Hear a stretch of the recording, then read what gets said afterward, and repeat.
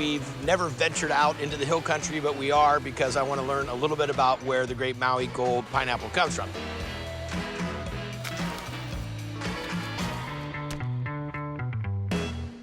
I've got a million questions as a chef and as a rancher and as a farmer, all the things that go on, but I got to make sure that the family sticks with me because I'll over-question this. I will Clark Griswold this whole thing into the ground. Oh, you totally will. I don't even ask you. No one, it's not your time to talk yet.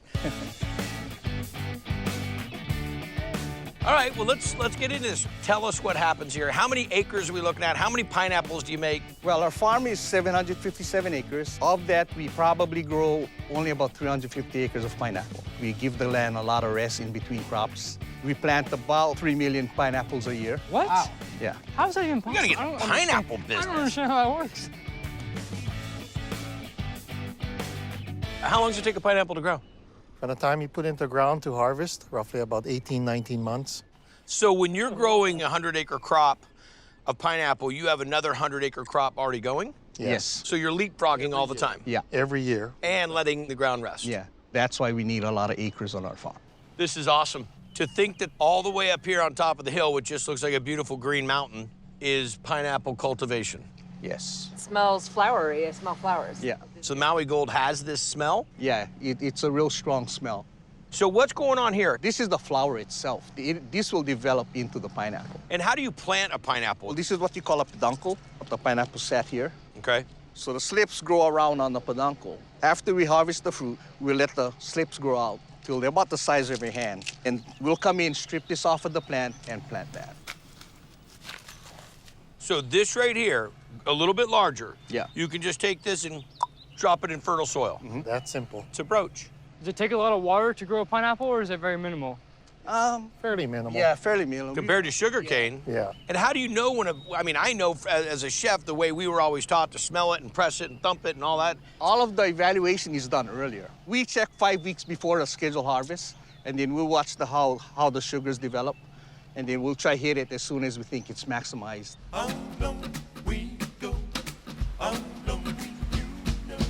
How many pineapple are they going to pick? On a good day, we can harvest about 60 tons. It's about 20 of those bins. I mean, look at the mechanical setup. So the truck hooks up, the harvester pushes it.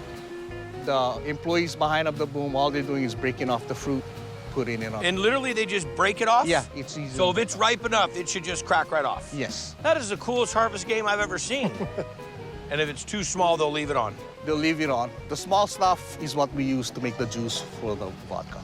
Oh, really? Yeah, so we don't use the prime stuff to make the What a juice. great cross-utilization. We try to utilize as much of the fruit as possible. That's the smallest size we would harvest. And to break it off, it's just a twist? Yeah. That's it.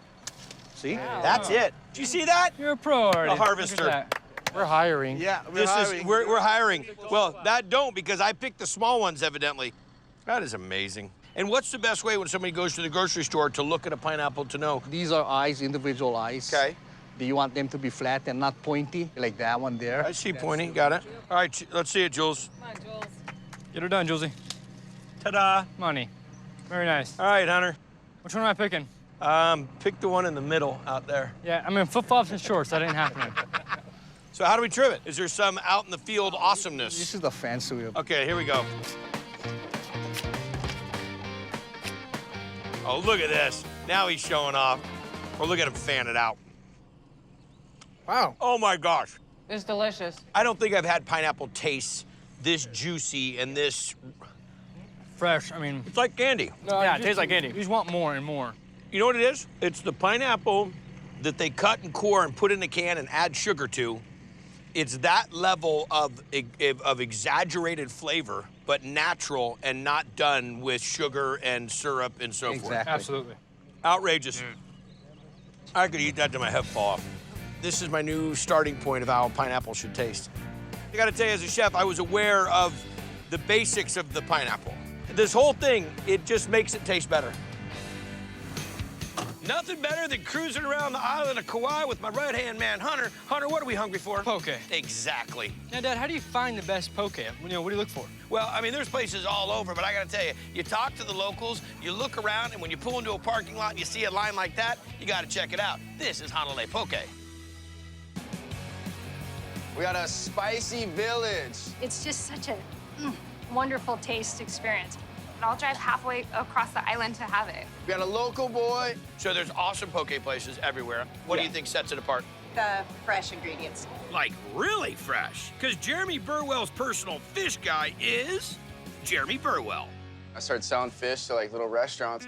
And then decided to keep his catch for his own spot. Why does everybody flock to the little truck? The quality of our fish. We go the extra mile the way we cut it. Very small pieces. That way no one ever gets that like big old chewy sinew ahi piece. This to me is probably one of the most important things you can learn. Can you teach, Hunter? Sure. These are koshibis. It's a small ahi. Start at the head. That's a fin. Tail, fin, whatever. Yeah, you Wing. do. See, this meat comes all the way to here. Did you call it a wing? Oh, you make it look so easy. Is that all right? God, I'm all nervous, like he's playing Little League or something. Like, swing the It's like, bat. it's like operation. Now we're gonna turn it around for you. Now you're like lifting. Just like that, right in the ice. Like that in the back of the car. Cube all this, and now we start to build the bowl. Yeah. And he's mixing things up with what he's mixing in. Kealia plate with sushi rice. Kealia bowl is great because it's got some fruit in there and the nuts as well. It brings in a new flair that just makes it really amazing. Okay, let's see it. This is how we make our sushi rice. First, we wet our hangari so the rice doesn't stick to it. Nice big hungary you got here. When you're making sushi rice, this makes all the difference in the world. To get that rice right, absorbing the moisture. Yep. Okay, so the rice is cooked inside this rice bag. Sugar, Rice wine vinegar. pour it over the rice. Just folding it in there. Excellent. All right, we're gonna do the kealia. Fresh ahi, fresh ono. Green onion, fresh limu right here. Seaweed. We'll throw a little bit of red onion, mango, watermelon, beautiful local avocados. You got fresh everything, man. Fresh mint, basil, cilantro grown on site right over here in the garden. Macadamia nuts, just a little bit of inamona. Inamona. What is inamona? It's a roasted kukui nut and some red pepper. And this is our sesame oil sriracha mix. That looks good. Finishing touch, our chili pepper shoyu, kealia plate. Where's your plate? Taking my lines? I've tried all kinds of flavors I've never had in a poke bowl. The mint, the watermelon. That watermelon is so good in there. That is so refreshing. Really nice. The kukui with the mint, game changer. You've got creamy, spicy, salty, nutty, crunchy. The macadamia nut, it makes the salad even better. It really does. It does. That's ono-licious right That there. is Yeah. delicious. A legit Vietnamese food truck in Hawaii. It's a little place that's serving some bomb Vietnamese food. This is Lei Yellow Sub. The food is just fabulous. I feel like I am in Vietnam all over again. Aloha. Well, thank you very much. We look pretty with it. Look, I look pretty with it. That welcoming spirit Hi there. is all part of the funky food truck experience Lei Shoemaker serves up here. I from Vietnam. After the war and I came in 1976. I have this built. My son Aaron put in all the electrical. He's an electrician. Oh, well, that's a perfect guy to do it then. Fried spring roll ready? The spring rolls are poured with some noodles. It's one of my favorite street foods to eat. So what are we making? Spring roll. We call it da yaw. As fried. Because sometimes spring rolls are raw. So over here I call it summer roll. Some are fried and some are not. Ground pork, fish sauce, Taro root, carrots, mushrooms, sugar, glass noodles. onion. How many rolls will this make? About 80 rolls. I don't know that I can eat 80, maybe 74 or 75. Wow. Cabbage. That's cool. So now what are we making? Nook jump, Nook chum. So I see we got boiling water, fish sauce, a lot of fish sauce, vinegar, calamansi lime, like lime and tangerine mix. sugar, A lot of that. garlic, Hawaiian chili pepper. You wanna try? Oh, yeah. That's really good. It's spicy. No, not that bad. I'm gonna show you how to roll the spring roll. That's a local fresh. Local fresh wrapper. These are Right. nice. 1 tablespoonful, and then you fold them down. Nice and tight. One Fold over on there. the side. You want me to do the egg wash for you? Right there? Yeah. See, we're a good team. Okay. Now you can. Put it in the front. Big party going on here. Looking really Pretty good. Just gonna get the scissors out on this, huh? because it's hot. Oh, I can handle hot. You put lettuce, basil, And a little cilantro. cucumber, And then you roll it up on the them lid. up. You go in there, and then you bite them and enjoy them. Really amazing. It's tender. There's a lot of flavor. Creamy because of the taro. That's one of my favorite parts. I can't eat it fast enough, by the way. And the nut chom is outstanding. Good amount of heat, good amount of vinegar, and a good balance. I've had a lot of spring rolls in my life. That might be one of the best.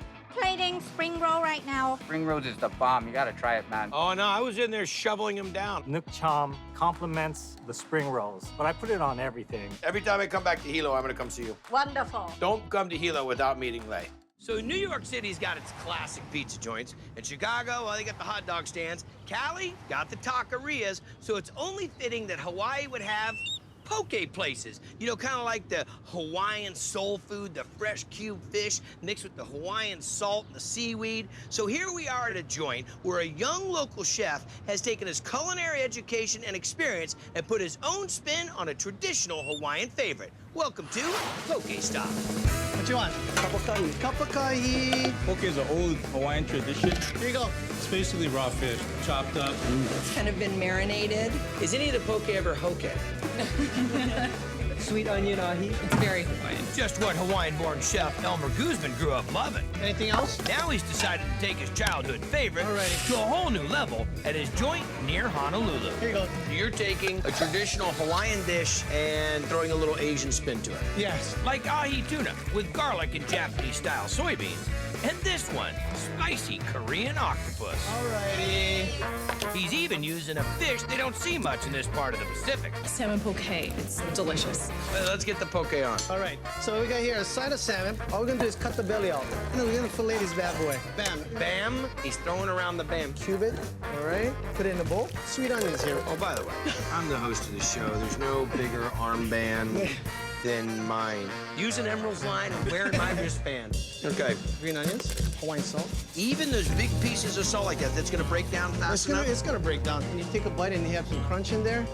Unbelievable. Some chili flakes. Gives it some heat. Some furikake. Some seaweed and toasted sesame seeds and a little dried bonito flake. A pinch of sugar. Soy syrup. Reduced down. Do you make this? Yes, we do. So sweet soy we call Sweet when soy. you buy it. Yeah. Once we season it, it's ready to go. A couple stirs. We're snacking. And then now start to... There we go. Look at that right there. And that's all the flavor packed into that. That's great. Thank you. Mega gangster fresh. Sweet to salt, a little sour, a little bit of spice. Nothing is overpowering anything else. Dude, you know what the kicker is? Get that little crunch of the sea salt. One of the best ways I've had salmon. You're gonna love this. Very tender, very moist, bursting with flavor. This is very, very good poke. This is kapakahi. Now, how many different types of poke will you have at a time? We should have at least 25 plus. I think we're gonna eat some things that we don't know what they came from. Like limpets, a shellfish the locals call opihi. Opihi with the ahi. Scarf down one of those limpets. That's such a big, rich flavor. That is like the premium of all Hawaiian salads. Yes. Quarters of fried loin. Genuine Hawaiian food. Everything you've had here has been good? Yes. Oh, excellent. Very good. Yes. This is phenomenal. That's what I don't want to eat. Thank you very much. The experience has been great. The food is delicious.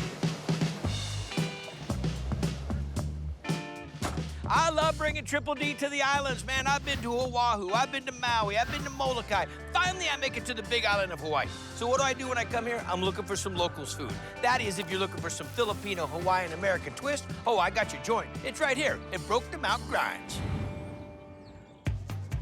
3 minutes on the burgers. Food is always delicious and on point. Loco Moco ready! Broke the Mouth Grinds is a favorite here in Kona because they provide a lot of local favorites. Pork adobo plate coming right up. Every time you come here, you're going to get good food. The service is great, and I love the owners. That would be husband and wife Robin Gannier and Jean Nguyen, who are matching up down-home food with some faraway flavors. We make Filipino, Hawaiian, American food with a twist of my style. And Where'd you learn to cook? My family, they come from a cooking background, but it's, you know, the backyard boogie. Right. With a dance move. I went to Oahu, got some schooling. Came back and did your own gig. Yeah. It's a new style of cooking Hawaiian food. Garlic Furikake Chicken. Furikake chicken is so awesome. It is like taking the best piece of southern fried chicken and upping it up a notch. The sauce is like a sweet, garlicky sauce that is like amazing. First, we're gonna start with the marinade for the chicken. Yes, sir. Soy sauce. A little bit of brown sugar, just 2 teaspoons or 4 pounds. White sugar, black pepper. A mess of garlic. A mess of garlic.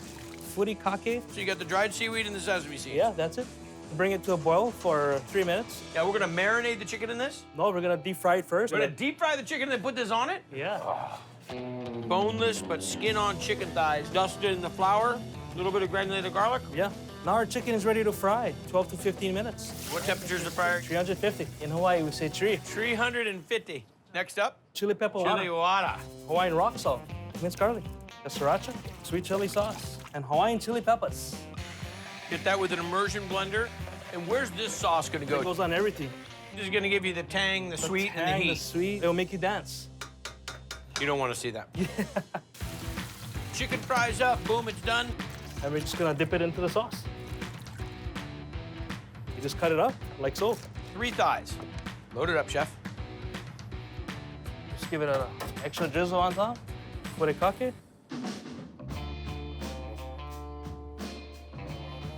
That's how you get it done right there. Is this more Filipino or more Hawaiian? That's more of like a Hawaiian local. That's my kind of food right there. All right. The crunch of the chicken, outstanding. Like over the top. The sweet that you're getting from the dip with the soy, brown sugar, and the garlic. It's great, but it's the contrast that you get from the chili water makes it sing. Woo. You ain't wearing board shorts after you eat this. You know, mumu. The garlic furikake chicken. The chicken is absolutely incredible. The sauce has this syrupy flavor to it with a real sweet back end. It's super tender on the inside. It's really crunchy. Yeah.